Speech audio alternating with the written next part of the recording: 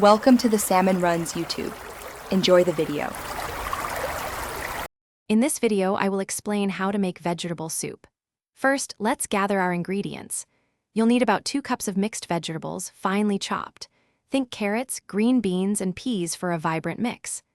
Don't forget a small onion, 2 cloves of garlic, and a 1-inch piece of ginger, all finely minced. We'll also need some vegetable stock or water, around 4 cups, to form the base of our delicious soup. Now let's get cooking. Heat 1 tablespoon of oil in a large pot over medium heat. Add the minced ginger, garlic, and onion, sautéing them until they become fragrant and translucent, which usually takes about 2 to 3 minutes.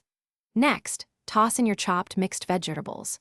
Stir well and cook them for about 5 minutes, allowing them to soften slightly and release their natural flavors. This step builds a wonderful flavor foundation for your soup. It's time to bring everything together. Carefully pour in 4 cups of vegetable stock or water into the pot with your sautéed vegetables. Season generously with salt and freshly ground black pepper to your liking. Give it a good stir, then bring the entire mixture to a rolling boil. Once boiling, reduce the heat to low, cover the pot, and let it simmer gently for about 15 minutes. This allows all the flavors to meld beautifully. Almost done. For a touch of brightness, stir in 1 teaspoon of fresh lemon juice just before serving. Ladle the hot soup into bowls and garnish with some freshly chopped coriander or parsley. This adds a lovely fresh aroma and color.